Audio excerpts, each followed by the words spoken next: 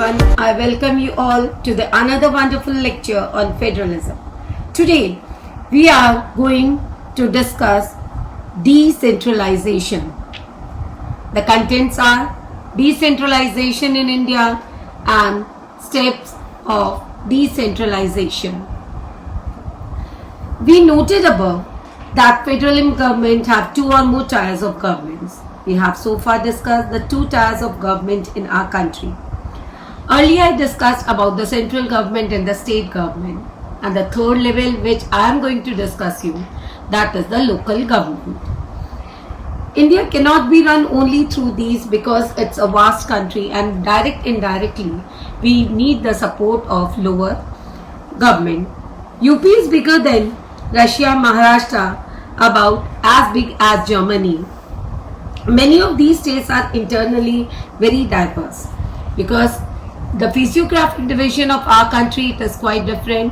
Climatic division, caste, creed, color as well as culture, it is quite different. Because of that only our third tier has been introduced in our country.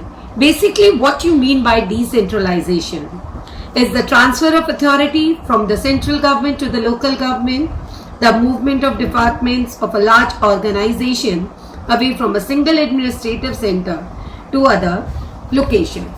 This is the rationale for decentralization of power, where they are free for working on their work. They are not dependent on the central government or the state government. Whatever they have to do at the low level, that is the rural area, they can sort out the problem of the people.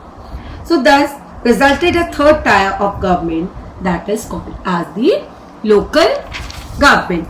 When power is taken away from the central and the state government and given to the local government, that is called as the decentralization. They also have better ideas on where to spend money and how to manage things more efficiently, which helps to inculcate a habit of democratic participation.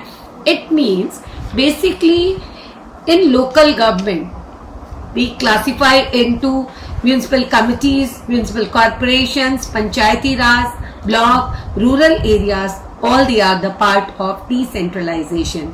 अगर हमें केंद्र सरकार पे हमें depend रहना पड़ेगा तो हर चीज में आपका काम देर से होगा. Because of that only the third tier system that played a very important role.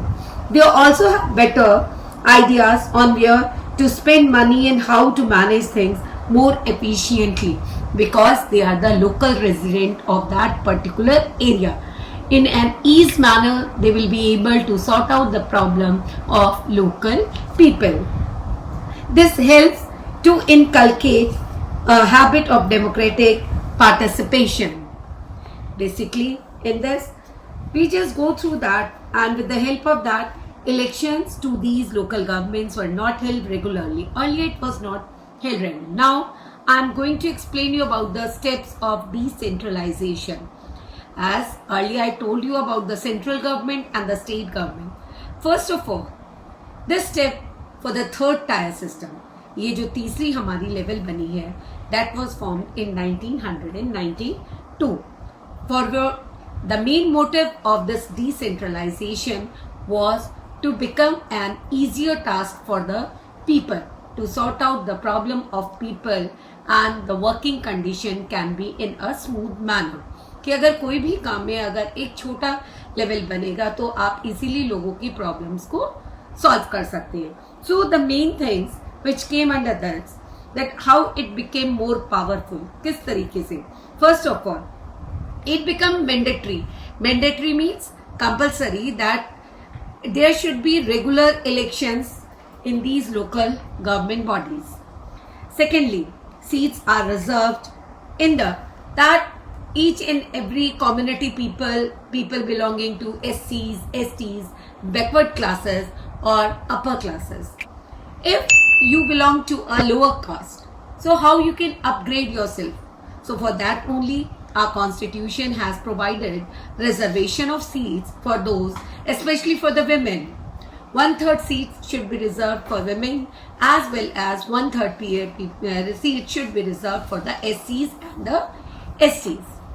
Till now in central government, it is still pending, as well as in the state government, 1/3 women are not still participating, but it is totally applied in the local government that 1/3 seats are totally being reserved for the women कि 1/3 seat जो है जिससे कि महिलाएं जो हैं अपनी problems, अगर सारे पुरुष वर्ग ही इलेक्शंस में खड़े होंगे तो महिलाओं की दिक्कतों को कौन समझ पाएगा.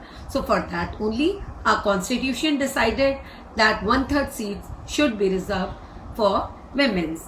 Then next, at least 1/3 that should be for the independent institutions called the State Election Commission. Basically, it should be that at least 1/3 of all positions that an independent institution called the State Election Commission.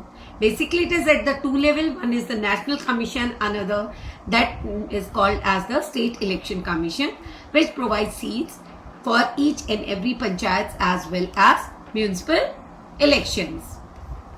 Fifthly, it is the state government are required to share some pass and revenue. Revenue relates to the taxes. Revenue हम taxes को बोलते हैं. To share some powers and revenue with local government bodies. The nature of sharing varies from state to state. It differs from one area to another. Rural local government, basically rural, is popularly known by different names such as Panchayati Raj system. It's a council consisting of several ward members, often called as Panch. And the head of that Panch is called as the, जिसे हम सरपंच बोलते हैं, और वो 5 अपने पंचों के साथ हर चीज के न्याय लेता है. It is the decision making body for the entire village. All the voters in the village are its members, and the local government structure goes right up to the district level. इसके बाद आपका क्या आता है बच्चे? District level. And when few gram panchayats are grouped together to form what is usually called a panchayat samiti or block, mandals, that in basically in tehsils it is called as the block or the mandals. All the panchayat samitis or mandals in a district together constitute the Jila Parishad. Now, members of Lok Sabha and MLAs is the responsibility of them to choose those district, and some other officials of other district level bodies are also its members.